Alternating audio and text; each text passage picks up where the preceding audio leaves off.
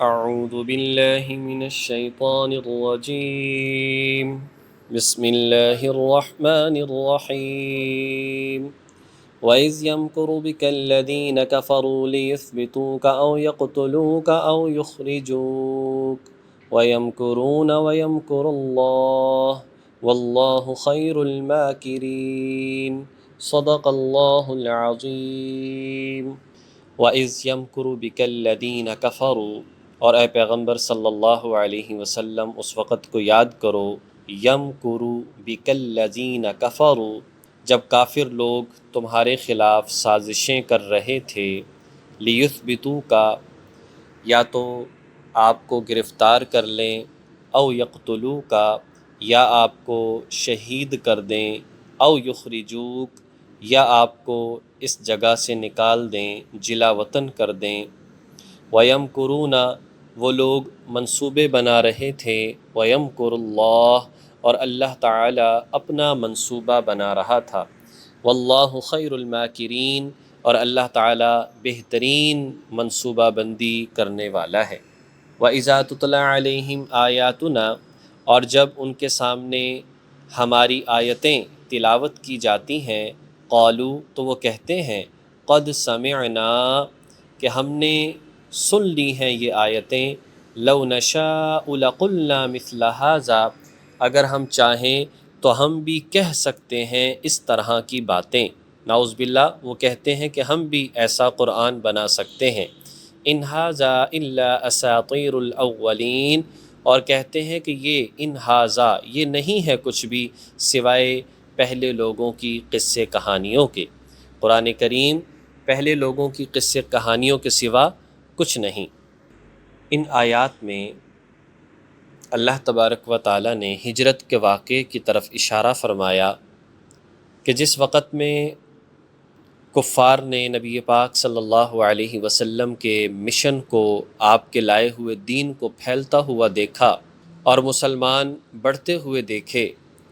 تو انہوں نے ایک مشاورت کی۔ انہوں نے دیکھا کہ ہم دیکھ رہے ہیں کہ ہم نے ہر طرح سے حربہ استعمال کر لیا، کہیں پر مسلمانوں کو حبشہ کی طرف ہجرت کرنا پڑی، پھر سن 7 نبوی میں دوبارہ ہجرت کرنا پڑی۔ ہم نے مسلمانوں کو، نبی پاک صلی اللہ علیہ وسلم، آپ کے خاندان والوں کو شعب ابی طالب میں 3 سال گرفتار کر کے رکھا، بڑی ان کو تکالیف دیں، بڑا ان کو پریشان کیا، لیکن یہ لوگ تو بڑے مضبوط ہیں، بڑے ثابت قدم ہیں، اپنے مشن پر لگے ہوئے ہیں اور مشن پھیلتا چلا جا رہا ہے، تو اس کا کیا حل نکالا جائے؟ چنانچہ ابو جہل اور بڑے بڑے سردار، مکہ کے بڑے بڑے سردار ایک جگہ پر اکٹھے ہوئے، دار الندوہ کا نام جسے دیا جاتا ہے، اور کہا گیا کہ یہاں پر جو ہے یہ لوگ ٹھہر جائیں، اور اس میں جو باہر چوکی دار رکھا گیا اس کو سب کے نام بتا دیے گئے، جو آتا اپنا تعارف کرواتا، چوکی دار اسے اندر بھیج دیتا۔ اسی طرح سے جب یہ مشاورت چل رہی تھی تو ایک شخص آیا، بہت ہی بوڑھا ضعیف العمر، اور آ کر کہنے لگا کہ مجھے بھی اندر جانے دو۔ تو اس نے کہا گارڈ نے کہ تمہارا نام کیا ہے؟ اس نے کہا کہ میں نجد کا سردار ہوں اور تمہارا ہم خیال ہوں، مجھ سے کسی قسم کا کوئی خطرہ نہیں۔ چنانچہ اس گارڈ نے اندر پتہ کیا، جب بتایا گیا تو کہا جی کہ اس کو آنے دو، اس سے کوئی خطرہ نہیں ہے۔ یہ دراصل شیطان تھا، ابلیس تھا، اور یہ وہاں پر جب چلا گیا، اب لوگوں نے اپنی باتیں سامنے رکھی۔ کسی نے کہا اس کو قید کر دیا جائے، کہا وہ تو ہم کر چکے ہیں شیب ابی طالب میں، لیکن قید کرنے سے کام نہیں بنتا، اس کے چاہنے والے اس کو چھڑوا لیں گے۔ کہا اس کو جلا وطن کر دیا جائے، تو کہا جی کہ یہ کام بھی کامیاب نہیں ہو سکتا، اس لیے کہ جہاں جائے گا اپنی گفتگو اس کی روشنی پھیلانا شروع کر دے گا۔ چنانچہ کہا کہ اس کو قتل کر دیا جائے۔ اس بات پر سارے آمادہ ہوئے، لیکن کہا کہ صورت کیا ہو؟ تو اس پہ جو نجد سے آیا ہوا یہ شخص تھا، اصل میں تو شیطان تھا، اس نے کہا کہ ہاں یہ رائے بہت اچھی ہے کہ قتل کر دیا جائے، لیکن صورت میں بتاتا ہوں۔ تمام جتنے بھی قبائل ہیں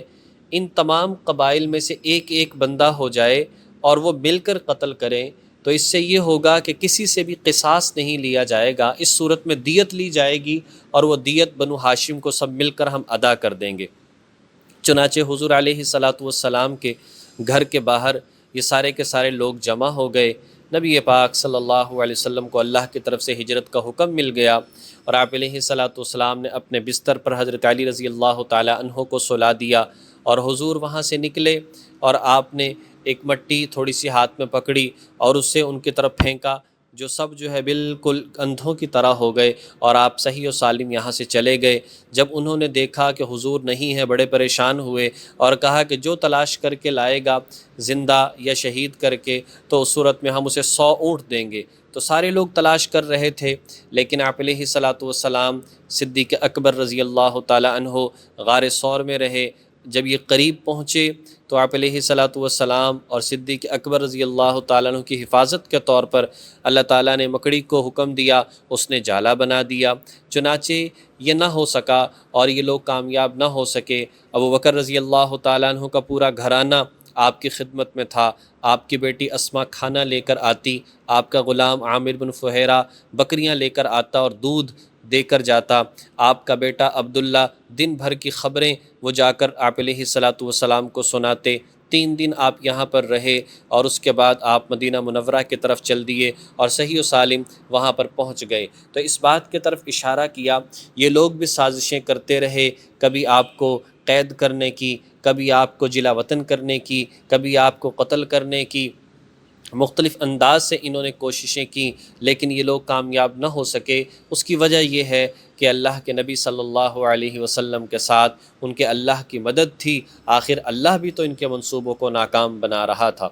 اور یہ لوگ ایسے ہیں، جب ان کے سامنے قرآن کی آیتیں پڑھی جاتی ہیں یہ کہتے ہیں ہم نے سن تو لیا، لیکن یہ باتیں تو ایسی ہیں جنہیں ہم بھی بنا سکتے ہیں، حالانکہ کھلا چیلنج قرآن میں موجود کہ اس طرح کا کلام بنا کر لا کر دکھاؤ، لیکن نہ لا سکے، اور صرف یہ بات کہہ کر کہ یہ پہلوں کی قصے کہانیاں ہیں انکار کر دیتے ہیں۔ وَإِذْ قَالُوا اللَّهُمَّ إِنْ كَانَ هَذَا هُوَ الْحَقُّ، اور اس وقت کو یاد کرو جب انہوں نے کہا تھا اے اللہ ان کان ھذا ھو الحق، اگر یہ قرآن پاک برحق اور سچا ہے، من عندک آپ کی طرف سے ہے، فامطر علینا حجارۃ من السماء، تو آپ برسا دیں ہمارے اوپر آسمان سے پتھروں کی بارش، او ائتنا بعذاب علیم، یا کوئی اور عذاب ہمارے اوپر ڈال دے۔ وما کان اللہ لیعذبہم، ایسا نہیں ہے اللہ تعالیٰ کہ عذاب نازل کر دے، لیعذبہم کہ ان پر عذاب نازل کر دے، وانت فیہم جبکہ آپ ان میں موجود ہوں، وما کان اللہ معذبہم اور اللہ تعالیٰ ایسا بھی نہیں ہے ان پر عذاب نازل کر دے، وہم یستغفرون اگر یہ لوگ استغفار کرنے والے ہوں، یعنی اگر یہ لوگ استغفار کر رہے ہیں تب بھی اللہ عذاب نازل نہیں کرے گا، اور دوسری وجہ کہ آپ ان میں موجود ہیں تب بھی اللہ تعالیٰ جو ہے ان پر عذاب نازل نہیں کرے گا۔ تو اس میں یہ بات بتائی ہے کہ ایک تو آپ چونکہ رحمت للعالمین ہیں، آپ کے ہوتے ہوئے عذاب نہیں آئے گا، اس لیے مکی زندگی میں ان پر عذاب نہیں آیا۔ دوسرا یہ ہے کہ یہ لوگ استغفار بھی کرتے ہیں، اس میں 2 طرح کی روایات آتی ہیں۔ جب یہ لوگ طواف کرتے ہیں تو اس دوران یہ لوگ بہت زیادہ استغفار کرتے ہیں اگرچہ مشرک ہیں۔ دوسرا یہ ہے کہ بہت سارے مسلمان یہاں پر موجود ہیں جو استغفار کرتے ہیں، غرض بات یہ ہے ان کا استغفار کرنا دنیاوی عذاب سے تو ان کو بچا سکتا ہے لیکن آخرت کے عذاب سے نہیں بچا سکتا۔ اور اس سے ایک بات یہ بھی معلوم ہوئی، اگر مسلمان ہو استغفار کرتا رہے، اللہ تبارک و تعالیٰ 29ویں پارے سورہ نوح کے اندر فرماتے ہیں اگر تم استغفار کرو گے تو اللہ پاک تمہارے گناہوں کو معاف کر دے گا، اللہ تعالیٰ تمہیں بیٹوں کی صورت میں اولاد عطا کرے گا، اللہ تبارک و تعالیٰ تمہیں اوپر نیچے سے وافر مقدار میں رزق عطا فرمائے گا۔ اور یہ ہے کہ ساتھ ساتھ انسان استغفار کرے تو اللہ تعالیٰ آزمائشوں سے محفوظ فرماتا ہے، عذاب سے محفوظ فرماتا ہے۔ اللہ تبارک و تعالیٰ ہمیں ان تمام باتوں کو سمجھ کر عمل کرنے کی توفیق نصیب فرمائے۔ وآخر دعوانا ان الحمد للہ رب العالمین۔